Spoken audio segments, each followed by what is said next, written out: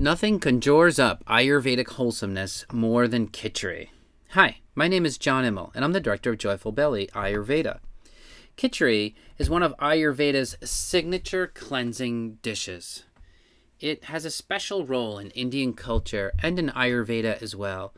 It's seen somewhat similarly as we view chicken soup in our culture, something that you can have anytime you want, but especially useful when you're sick.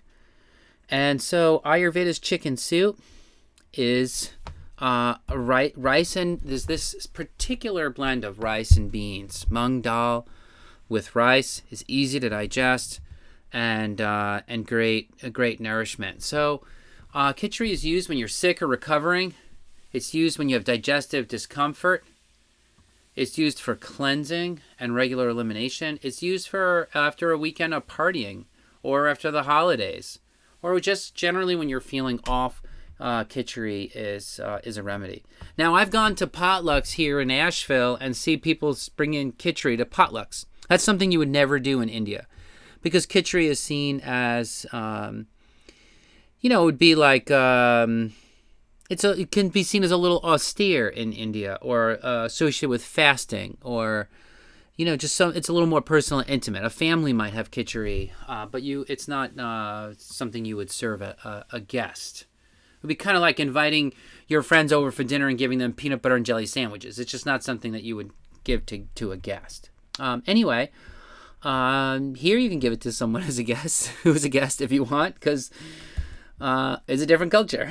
Anyway, what is Kitchari? It's a combination of rice and beans.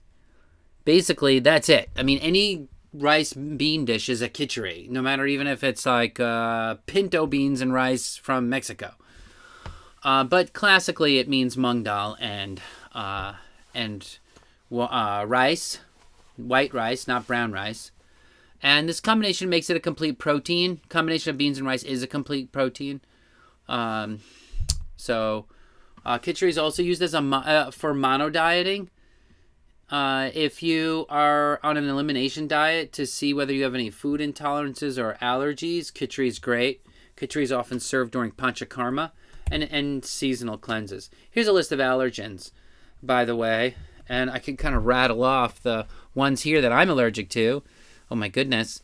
But Kitchari doesn't have any of those, so it's pretty much a safe food. My kids love Kitchari. My parents love Kitchari. It's not just this exotic thing that only people from India like, but everyone loves it. Sometimes people are a little unused to it. It may take them 2 or 3 tries. But really, everyone I've ever given Kitchari to comes back a year later and tells me how much they love Kitchari.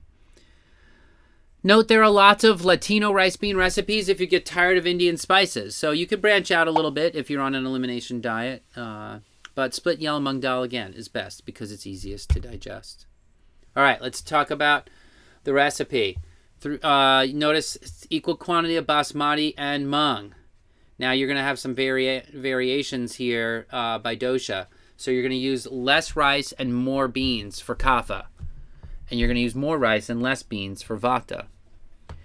You're going to look at the ghee here. You're going to add double or triple the amount of ghee for vata. And same thing with salt, double or triple for vata. And if you double or triple the ghee and the salt, it's going to be tastier but less cleansing. And that's and vata needs the extra nurturing, so good for vata. As a spice blend here, we see a whole list of spices, or you can buy Joyful Belly's Kitchari spice blend from the website. But you may not have some of these, ajwain, asafoetida, but it's okay. If you don't have the exact spice combination, that's fine. Just add different spices from your kitchen. That's okay. You can garnish with some cilantro, fresh lime, or coconut flakes. I'm just giving you a typical recipe here. But as far as the healing goes, I mean, you don't have to stick directly to this. Here's some recipe variants by dosha. More ghee, more rice, less bean, more jaggery. For pitta, you want to use cooling spices like fennel, cardamom, fresh ginger. You can add coconut and cilantro to it. For kapha, more bean, less rice and oil, and more hotter ingredients. All right, the first thing you're going to do is you're going to soak the mung beans overnight if you can. or at least for several hours before cooking. Strain the beans and discard the liquid. That's what's best. But, do you have time to do that every time? I'm not going to lie. Sometimes I don't soak them. Just do what you can, okay? And then you add the soaked mung beans to 6 cups of water, and you add that to a pot, and you bring it to a boil. And after a while, you're going to start to see it get foamy on the top. That's the saponins in the beans. The saponins will come out, and they form soap. Sapin is the word for soap in French.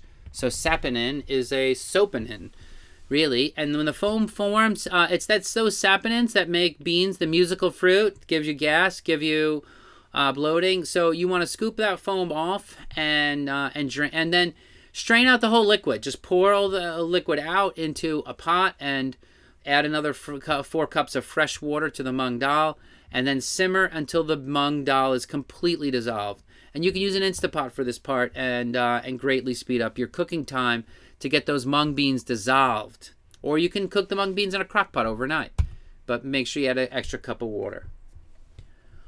Once the mung beans are ready, mash the ginger with a mortar and pestle, and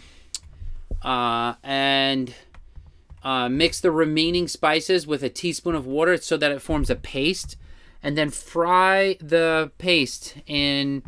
Okay, wait a second. You're going to fry the mustard seeds first in the ghee alone until they begin to pop.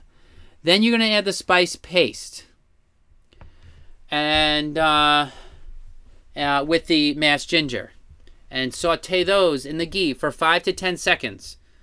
Don't brown them, and don't overdo it, because you're going to cook out all the flavor.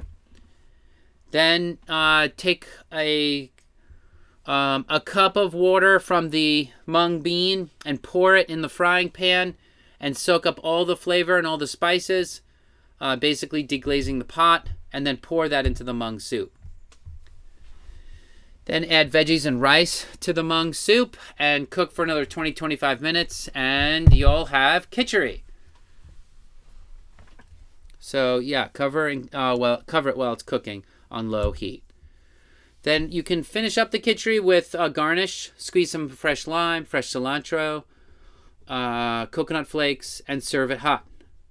If you get bored with kitchari after several days, add some zucchini or carrots. Add some fish and chicken if you're not vegetarian and you feel like you need something more substantial. So that's kitchari, folks.